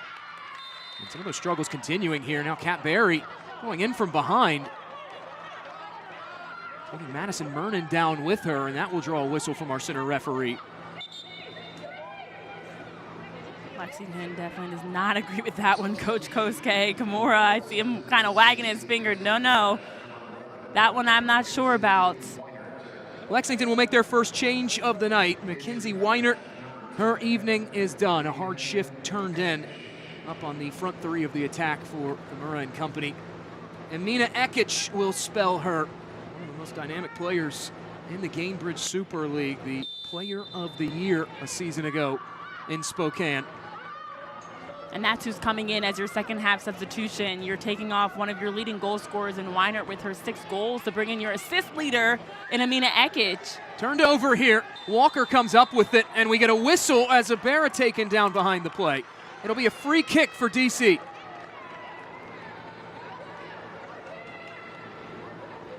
As you look at this again, just a good job by the Power to really try to come out with this ball. That's Loza Ibarra stepping in, gets the foul drawn. You see her holding her left knee, grimacing a bit after that play. Fouls have been an issue for Lexington the second half. They've had a number of fouls they haven't agreed with, but it's allowed the Power to get some set pieces, some chances. This, of course, the most dangerous when you look at its field location for the Power to have this about 10 yards outside the 18 on a good wide angle where you can really make a good play out of it. Colton lifts it into the mixer. First contact made by DC, but not much doing there on that set piece. They just, as many set piece opportunities as they've had tonight, just haven't been as organized as Omid Namazi would like. Yeah, that's a tough one. That first shallow ball that goes into Justina Gaynor, unable to really, as you're heading that, can't really get that second ball to go somewhere that's you can make a play out of it. So execution, the Achilles heel that we've seen from the Power.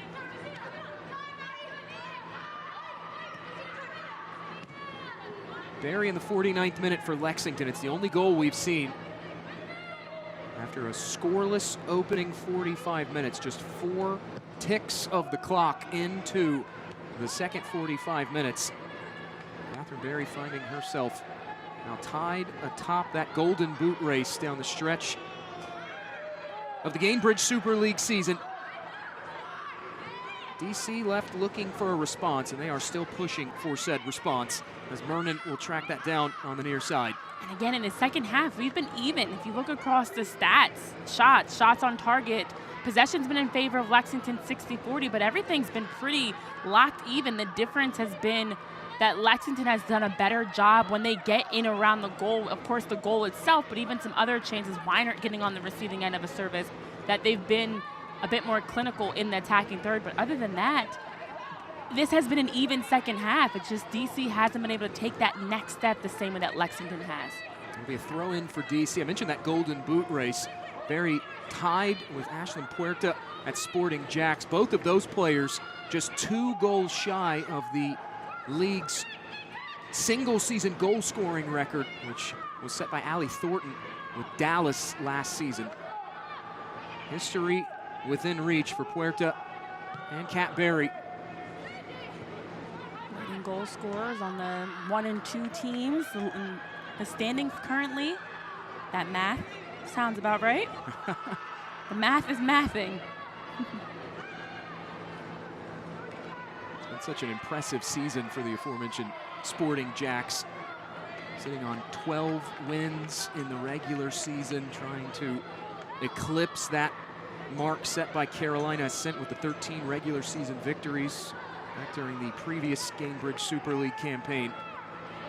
That's why this game and every game is so important. You have to really take it one game at a time because you don't want that deficit for either of these teams. They're both chasing someone in the standings. You want to see if you can continue to cover ground and move up higher in the table. And with each match and each result you let slip, it gets more and more difficult. A foot race here on that outside, and it will be won by Sydney Cummings. Steered back to Aquino. The 1 and 2 teams in the Gainbridge Super League table, that being Sporting Jacks, Lexington SC. They will meet in 4 matches time later on in April. Meanwhile, it's Walker trying to lead her in. Out came Asman, and it goes deflecting off of Alyssa Walker and out. I don't think that for Lexington. They realized that Alyssa Walker was lurking in the neighborhood. As you look here, this ball sent in, well done to find Loza Abera forward, and that back pass was on initially, but then Walker was working and Alyssa Bourgeois was trying to cut her off and does a good job, I think, contesting to ensure that Walker's unable to corral this deflection on goal. But for Reagan Steigletter and for Kate Asman, I don't think they saw Walker in their blind spots coming in, trying to see if she can pick off that pass. It's real on-the-ball quality and off-the-ball quality for Alyssa Walker. That on display there. Stepping up is Bourgeois with the takeaway, and now Bourgeois carrying it along herself. Finally cleared away by DC Power. Well done there by Claire Constant to get that clearance and then also connect that pass to start the transition offensively for the Power. That's another big part, as your clearances can be that first pass forward. Here's Almendaris. She'll rifle this one through the middle. And Lexington coding it well defensively.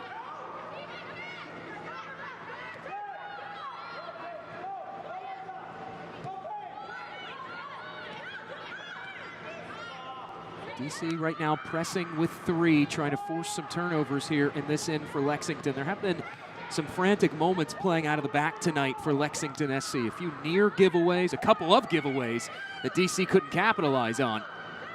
And Lexington a little scary here. They're staying calm, cool, and collected, possessing in their defensive third. That's about 10 passes along their back line. And I don't know that you want it to be that calm. Maybe get that a little bit higher. I think that's Anna Bagley that actually was hit on that build-up, back up on her feet.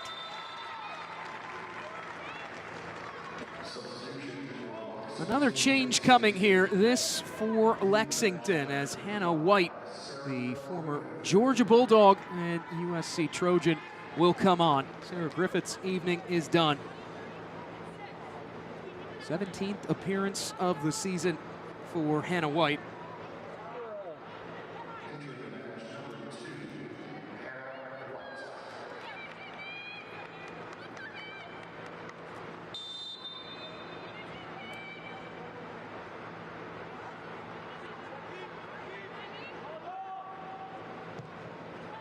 Kat Asman's goal clearance will get play back going off the substitution stoppage for Lexington. That's their second change of the night. Still 3 remaining. Ekic can't get past the Power defender. As Justina Gaynor able to come up with it.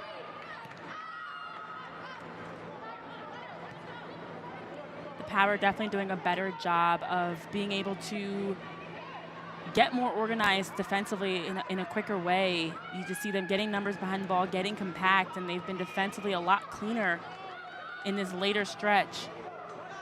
Walker was able to head that one along. Abera couldn't corral it in, but now does, and she'll roll this one upfield. Almendaris whips this ball in. It's Walker with the header, but it goes wide.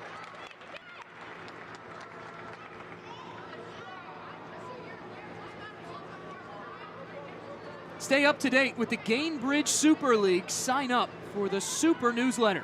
Get news about your favorite team and stories from around the league delivered directly to your inbox weekly. Sign up at GainbridgeSuperLeague.com/newsletter. Power continue getting good services and a lot of success down that left side with Paige Almendaris. One back again. This time it's Constant stepping up. She'll drive this one forward toward Abera. Abera, oh, what a layoff to Constant, deflected toward Asman, who sprawls on it. An unconventional give and go that works out really well. Claire Constant out of the back, getting the offense going, stepping forward, and look at this quick heel pass by Loza Abera, and Constant does a good job of calling off teammate Alyssa Walker there as she had a better shooting angle. That was about a deflection away, as that shot wasn't a clean shot on goal, but that was definitely one of the better looks we've seen from the Power offensively. Just some creativity to help open up that shooting opportunity.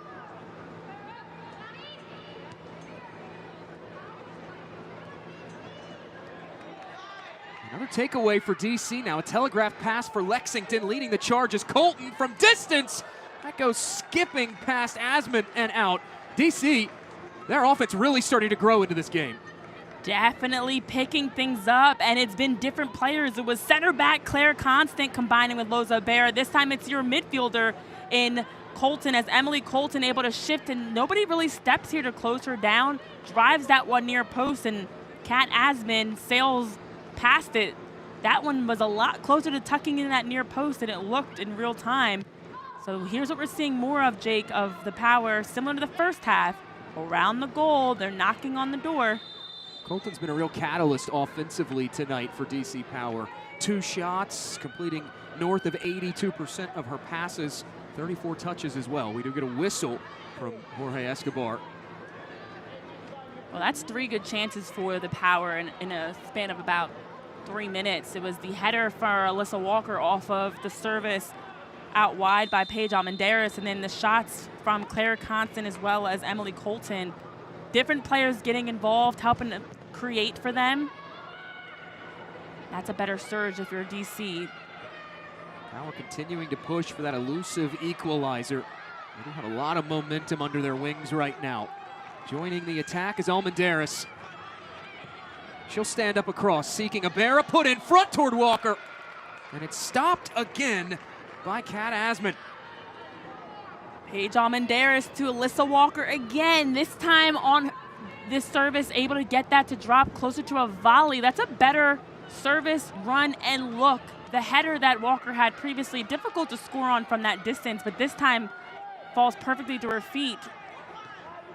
One of the descriptors that Mohamed Namazi used to describe the way he wants DC to play, wants them to be suffocating, not allow teams a chance to breathe. And that really has been an apt description of DC these last 10, 15 minutes, especially since going down the goal. They are starting to suffocate Lexington. Now turning Isabera, firing it across goal.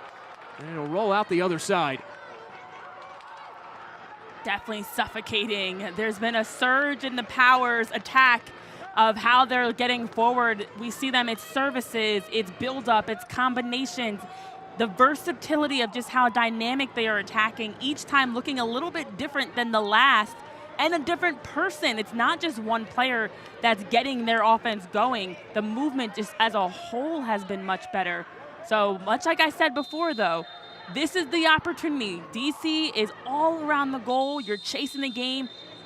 You have to see if you can capitalize on this opportunity to get a goal to tie things up. And now a yellow card will come out of the pocket of Jorge Escobar, taking some exception to the amount of time Kat Asman took to put this back into play. Kat Asman taking her time because they've been under assault right now, wanting to give her team maybe a chance to catch their breath. It's turned over very nearly again. That makes it back-to-back matches that Kat Asman has been handed a yellow. Drew a yellow against Brooklyn in that 1-0 win.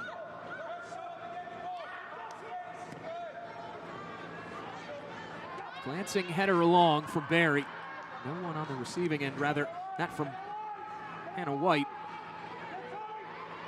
Well, for Lexington, they have to get back to what was working when they were linking play through their midfielders and forwards to be able to build up off of them and just cleaner on their clearances. Almendares forward, Abera.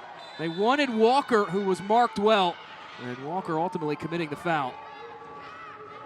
We see that run often from Alyssa Walker, starting out wide and then running across the face of the back line of Lexington, so she's able to stay on side and then just kind of tuck in off of the back shoulder of their back line. Something to keep an eye on. It's been a lot of Paige Almendares or coming from this left flank that Alyssa Walker is sneaking across to get on the receiving end of. That's where they had the most success in the first half. We talked to Paige Almendares at the halftime intermission. She had that cross that went banking off the crossbar, but that left flank was really their strong point, and they have refound that strength over these last 10 minutes. And it is wild because that's what they saw against Brooklyn that they talked about. Being able to get through that, up that left side, created a lot of looks for them. Colton, she'll give it up to Abera on the right. Wanting the cross, finding the cross. Walker heads it down. Asman got a paw to it. A short clearance, but now an opportunity for Lexington to break free. Ekic trying to turn back and instead turns in the face of pressure. Here's Gaynor, the takeaway. Gaynor dragged down, and this will be a free kick and more.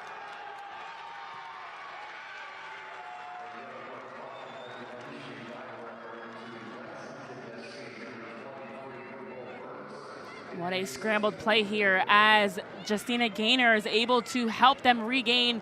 And then there's the foul that comes in as Nicole Vernis slides to look to slow Gaynor down and draws the yellow card from it. The midfield for DC right now has been really ticking things up. We talked about how the Powers had a surge lately. It starts a lot with their midfield, helping to control the tempo. And plays like that, Emily Colton, Justina Gaynor, really being the engine behind getting their offense going. Anna Bagley, another that's been helping. DC third most high ball recoveries in the Super League this season. Colton whips this into a crowd, headed down. Falls to Bagley now. Shoveled over, Constant in the mixer, headed wide of goal. It'll stay on this end though, and Almendaris will have the corner for DC. How about the work rate by Gaynor that we're seeing? That time gets into the scrum with Loza Abera, has just been playing very aggressive, reading and anticipating to get on the receiving end of some good plays. We've said the same names. It's Colton, it's Gaynor, it's Abera, it's Walker. Now can they see if they can punch one home? Colton whips this one to the back post. Lexington was there. Second ball served in toward Asman, punched away. It falls to Colton, tries a third, and it goes off the side netting and out. DC continues to just be all around the goal, chances after chance, and what they're doing so well is to reset that first service, that first shot. If it's off the mark, they're working to win it right back, playing very relentlessly to win that right back, and then recycling their runs to get into some new spaces on the next service. One of the areas that Omid Namazi, he identified earlier this week in our chat with him, he feels like that ability to win the ball back high is a strength of this team. And he says it's just about the trust. It takes time with a new coach establishing that game model. Well, also the way they continue to win the ball back, it's hard for Lexington to get organized. They're winning the ball back before Lexington has a chance to get their defensive shape. That's in itself difficult to manage. Options here for Bagley on the right. Bagley, still Bagley now, trying to cut back inside. Instead gives it to Gaynor. Here's Gaynor, her effort blocked. Lexington trying to just get some breathing room here and turn this into a would-be counter. Deflected out of play, and that will give Lexington a chance to make a pair of changes. Tati Fung will come on for her 19th appearance of this Gainbridge Super League season. And joining her is Cassie Rohan, the former Chicago Stars player of the NWSL, for her third appearance of 2025-26.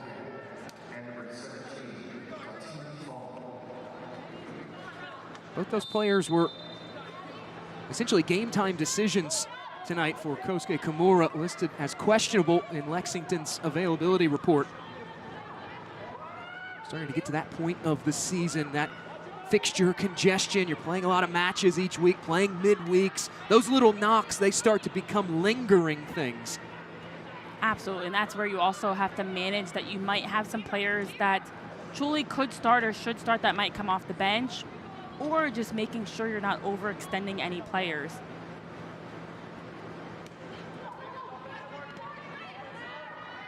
Barry trying to stick the foot in, and did stick it in, but ended up going a little too hard on that tackle. A whistle sounds from Jorge Escobar.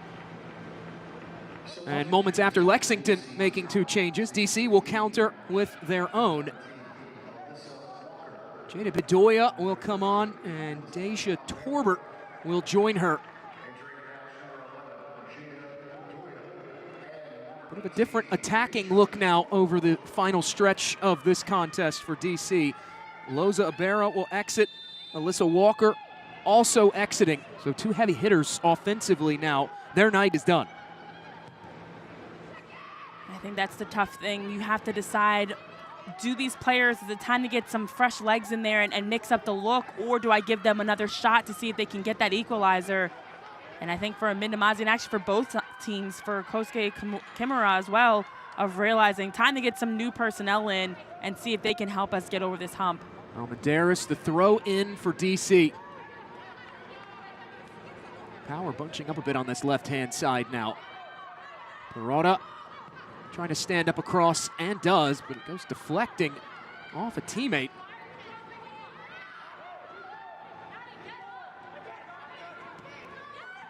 Fung trying to give it up, and instead, Lexington ultimately will turn it over. Swung forward now, Cummings looking for an option in behind, and instead finds the gloves of Kat Asman.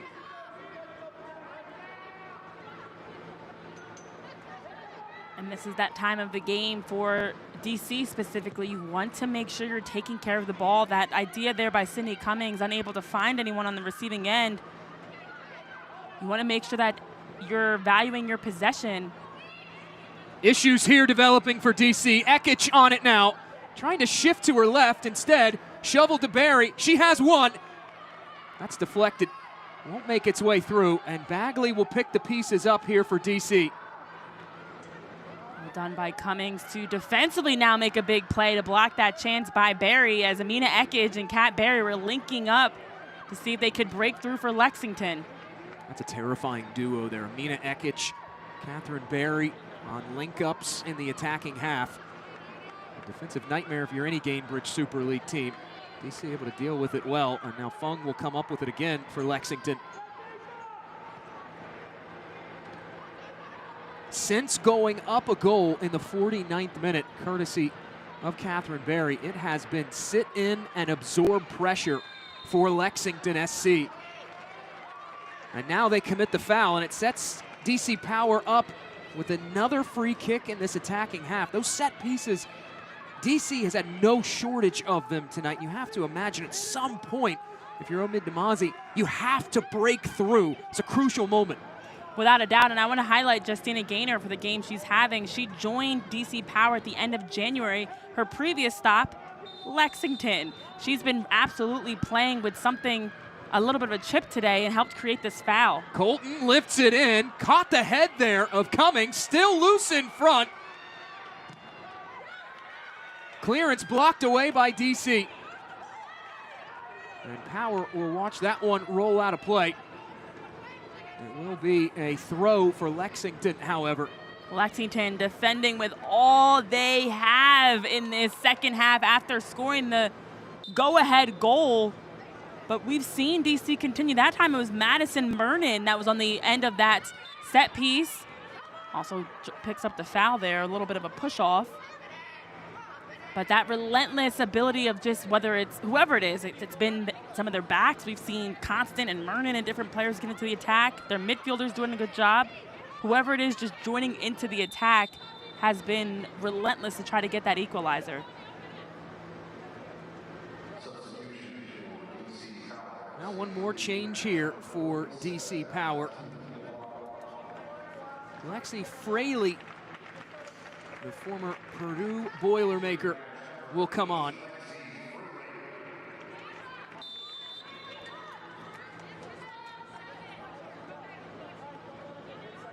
Somewhat of a quick hook for the young Valentina Perrotta, the academy player for DC Power. Fraley will come on to spell her, and now here is Lexington. They'll lift that one across goal.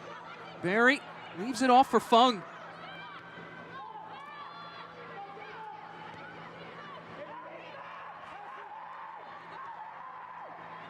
Driven forward, no one on the receiving end for Lexington. They do have the one-goal lead, but that has been somewhat of the story of the night offensively for Lexington. Aside from the moment of brilliance in transition for Kat Barry, has been a bit one note in the attack tonight for the Greens.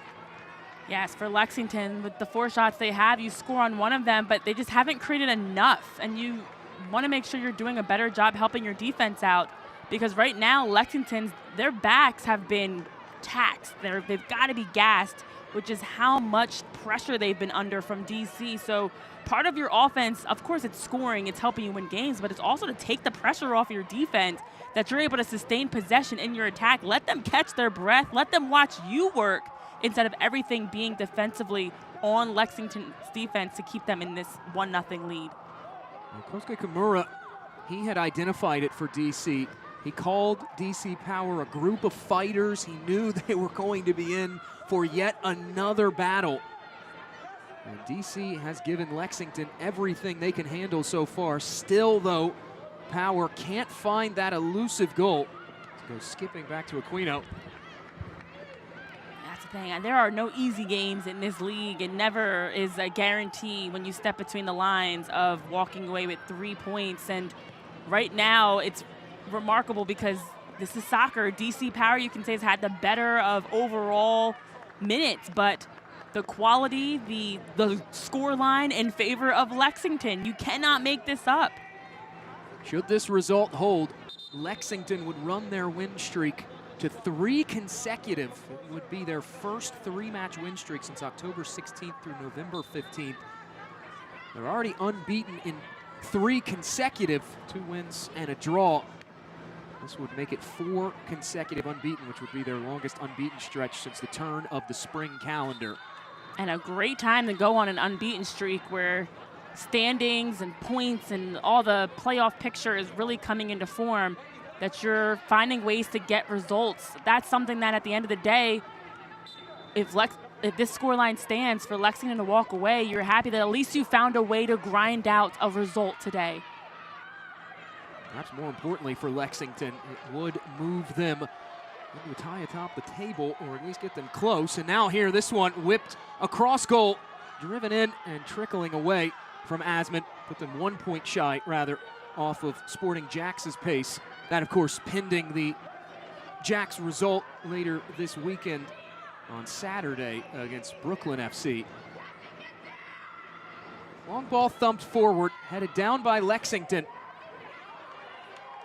Rohan, the turnover. The Power just continue to win second balls off of clearances, but look at Lexington here. Keeper off her line, this whip toward goal and in! Unbelievable!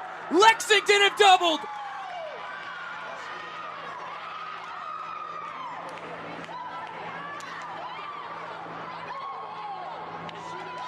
She leads the league in scoring for a reason. Kat Berry, heads up play. You cannot give her open green.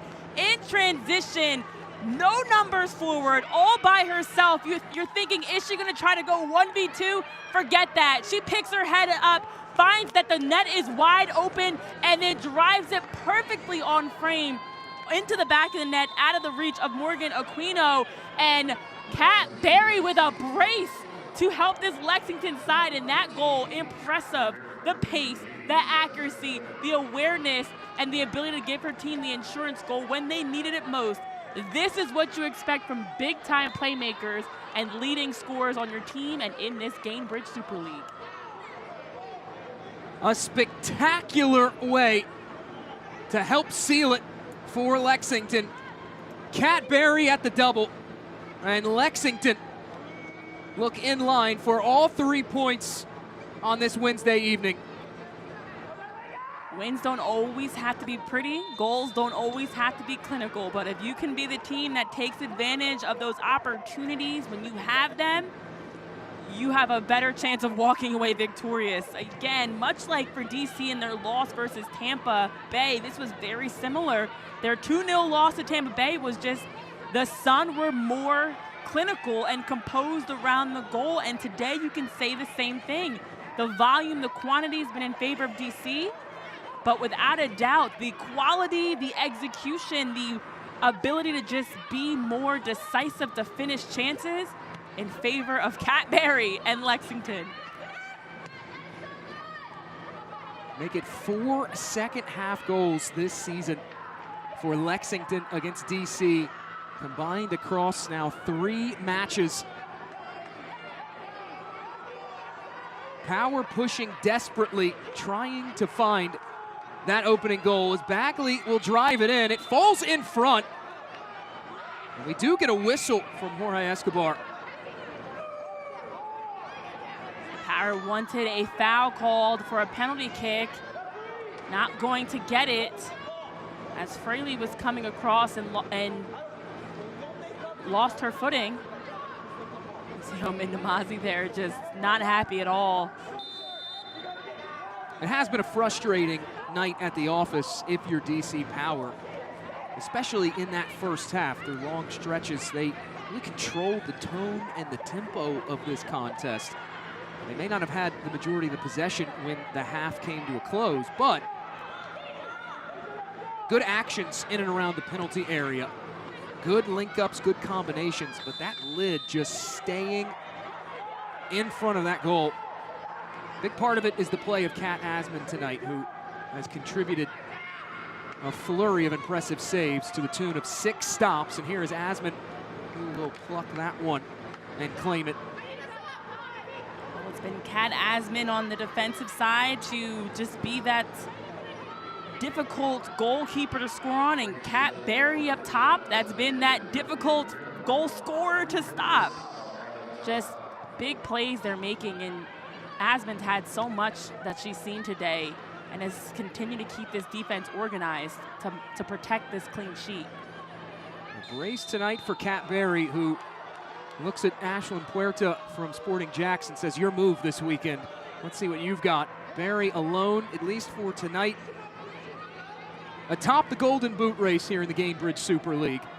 And Lexington, who will have a free kick, will move another 3 points closer to moving atop that table in the Super League. 3 minutes of stoppage time here at the end of this 90 as it finds its way over to Ekic over on the far side. Well, the other frustrating part for DC Power is this game was such a pivotal one to reset to get a result, because you look at, including this game today, their last 5 games, they only have 1 win against Spokane. They've dropped, this would be their 3rd loss in that stretch, as well as a tie to Dallas that they had earlier in March. So a 5-game stretch where you only get 1 win in a playoff. Lexington wanting more. They have their eyes on perhaps a 3rd. And they do earn themselves a late corner here in this second half. Well, to put a button on that, it's the playoff push, and this is not the time to drop results. But how about Lexington looking for goal number 3 as we're into stoppage time?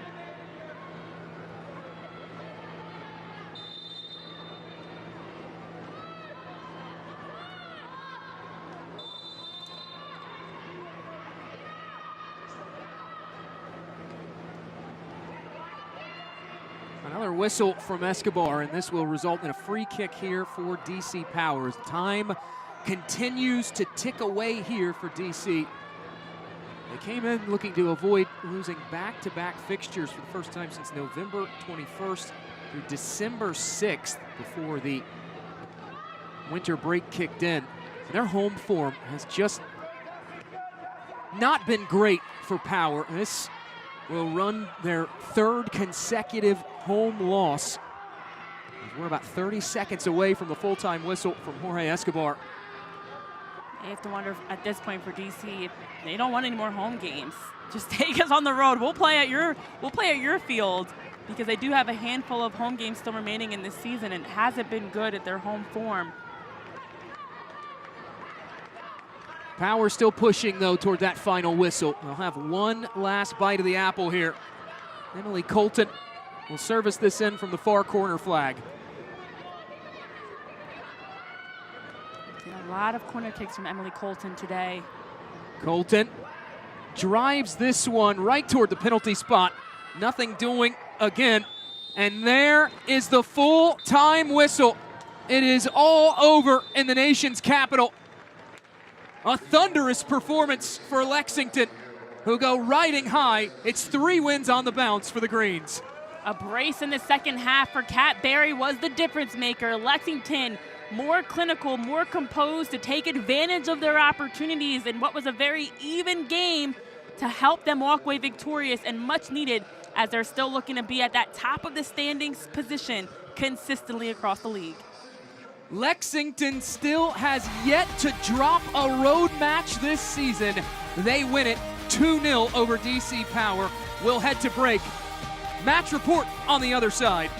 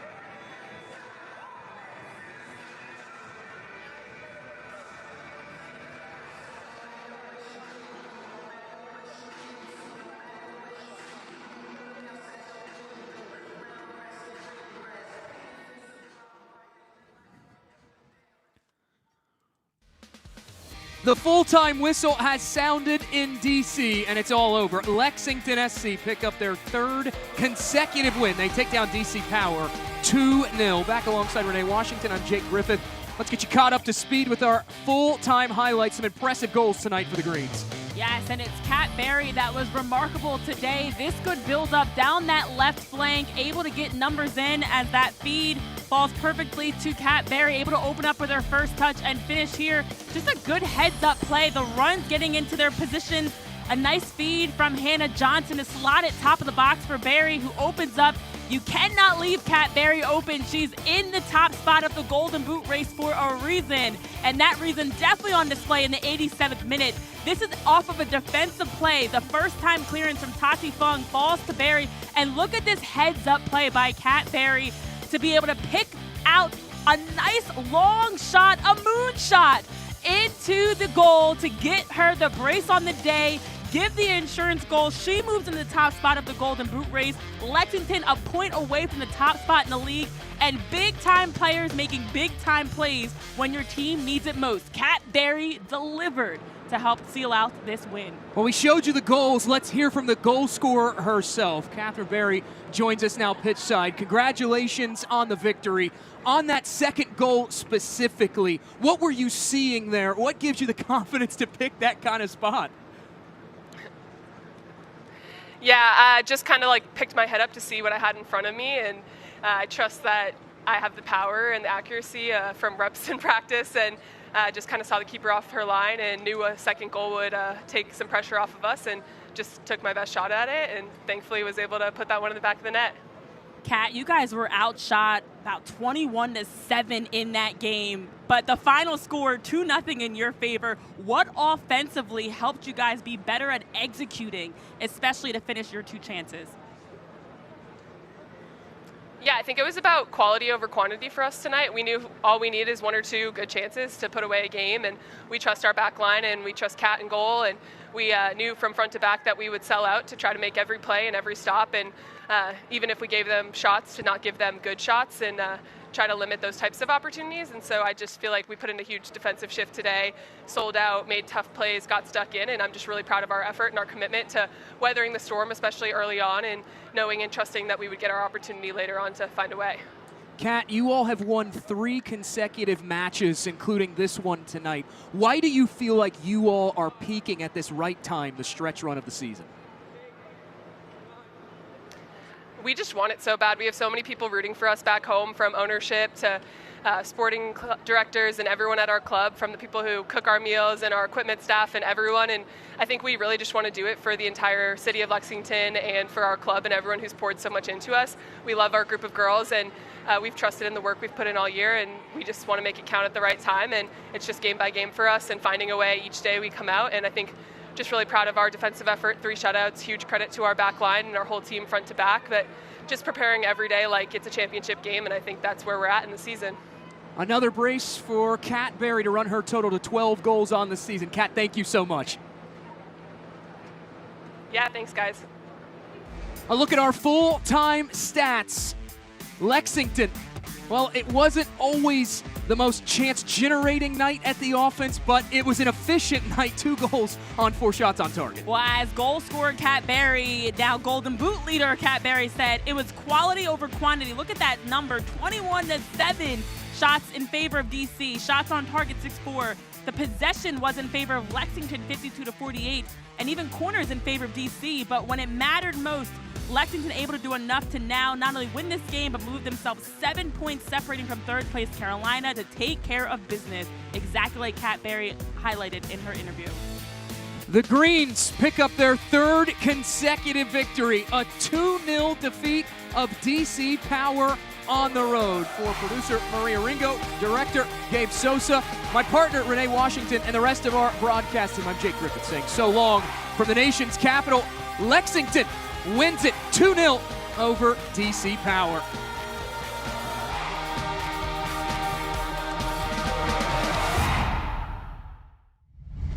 This copyrighted telecast of the United Soccer League cannot be retransmitted, rebroadcast, or reproduced without the express written consent of the United Soccer League.